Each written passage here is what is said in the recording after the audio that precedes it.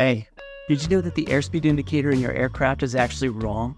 It does not actually tell you how fast your aircraft is moving, but there's actually a really good reason for that. Don't throw tomatoes yet. Just give me a chance to explain myself, and I think you'll find this video really helpful and interesting. Like I said, the airspeed indicator in your aircraft does not actually tell you how fast your aircraft is traveling. Let's say I'm flying between these 2 points in space, and they're exactly 60 nautical miles apart. How fast am I moving if it takes me exactly 1 hour to travel this distance? That's right, Bob. We're traveling exactly 60 nautical miles per hour, or 60 knots. But here's the important thing to understand. 60 knots is our true airspeed. And guess what? I can guarantee you that your airspeed indicator did not read 60 knots the whole way. No, sir, it did not. So once again, your airspeed indicator is giving you the wrong airspeed. Bear with me now, you're going to see why in just a few minutes. Now, this is a common misconception, but technically your true airspeed does not change as you gain altitude. If it takes me 1 hour to travel this same distance, I'm still moving at a true airspeed of 60 knots up here as well. Keep in mind, there is less air up at higher altitude, and this means that my airplane will have less drag on it. So if my engine can produce the same power as it did down here, my airplane is capable of flying a faster true airspeed. And that's because there are fewer air molecules to fly through, and that means there's less drag. Just be aware, because there is less air up here, your airplane will also create less power as well. And because of that, you may or may not be able to fly a faster true airspeed at these higher altitudes.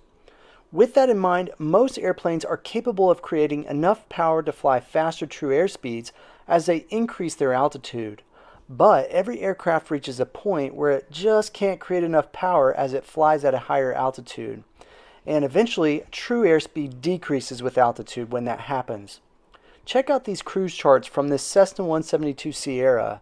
And if you'll notice, as we initially gain altitude, the airplane is capable of flying a faster true airspeed because it can maintain the same basic horsepower. But somewhere around a pressure altitude of 10,000 feet, it just can't maintain the power it could at these lower altitudes, so our ability to fly a faster true airspeed decreases. Are you ever going to tell us why our airspeed indicator is wrong? Relax, I'm getting there. But first, let's talk about a little problem called wind. Remember what I said. Our speed between these 2 points in space is our true airspeed. But let's throw some ground underneath these 2 points. Now, if there's no wind whatsoever and my aircraft is traveling at 60 knots, it's still going to take me 1 hour to fly from one of these points to the other. But if I have a 10-knot headwind, it's going to take me longer to get there.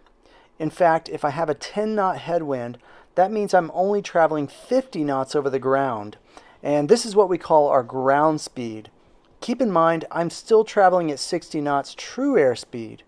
I guess you could say that I'm traveling through 60 nautical miles of air. Okay, so we're flying at a ground speed of 50 knots because of this 10-knot headwind. But guess what? Your airspeed indicator is still wrong. Yep, unless you're super lucky and the conditions are perfect, your ground speed very rarely equals what you see on your airspeed indicator. This airspeed indicator thing's pretty worthless, isn't it? Not necessarily. What are the 2 main things we need for an airplane to fly?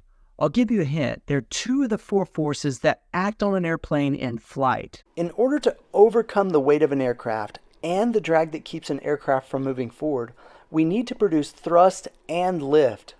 Now, here's what you have to keep in mind. The amount of thrust and lift that your airplane can produce relies on 2 main things: the thickness of the air and the amount of relative wind or air that's going over the wings. So, if the air is thinner, we want to know about that because we need to fly a faster true airspeed in order to produce the same amount of lift. Then when the air is thin, our engines also have to create more thrust because there's less air to push the aircraft forward. This means that we really need to pay attention to the thickness of the air. Remember, anytime you fly at a higher altitude or when it's hot or humid outside, the air is thinner. So you need to fly a faster true airspeed in order to keep the airplane from falling out of the sky, because that thinner air might not be able to produce enough lift to keep your airplane from stalling. Golly, I wish we had a tool that could tell us our airspeed in relation to the air pressure outside. Well, that's exactly what your airspeed indicator does. It gives you what I like to call a pressure-corrected airspeed. So you don't have to worry about correcting your true airspeed for takeoffs, landings, or anything else. You can just fly the indicated airspeed that this little guy gives you, and then you don't have to worry about air pressure, temperature, humidity, or anything else. There's more. Come on, finished yet. There's more. Let me show you this. Relative wind is something that can also affect the amount of lift that our wings produce. Golly, I guess we should keep that in mind if we're flying down file at these slow airspeeds.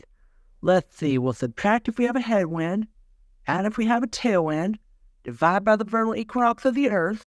Nope, you do not need to do that. You see, your airspeed indicator already takes relative wind into account. When the air enters the pitot tube of your aircraft, it's taking what we call ram air from the relative movement of your aircraft. And any wind that you fly through either reduces that air or it increases it. A headwind will increase this total wind, and a tailwind will reduce it. And this total wind is what we call relative wind, because it's the total of all the air molecules moving into the pitot tube, which just so happens to be the same ratio of air flowing over the wings.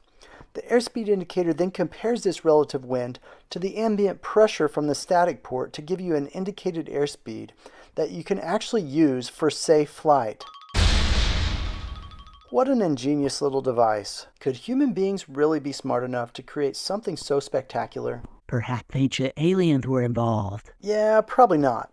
Because even though it's a smart idea, the old airspeed indicator still has minor flaws. Remember, the airspeed indicator compares the ambient air pressure around the aircraft with ram air that's brought in through the pitot tube.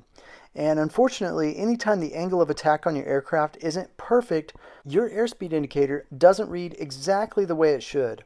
It's usually super close, but not perfect. So, if you want to know what your indicated airspeed should be in a perfect world, you have to find your calibrated airspeed. And almost every airplane out there has a chart like this in the POH that tells you what your actual total pressure relative wind airspeed should be. And this is what we call calibrated airspeed.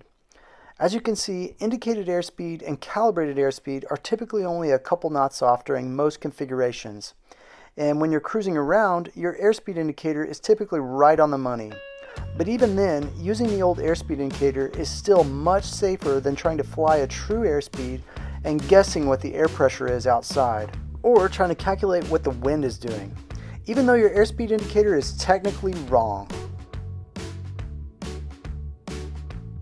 Let's see, we'll subtract if we have a headwind, add if we have a tailwind, divide by the vernal equinox of the Earth.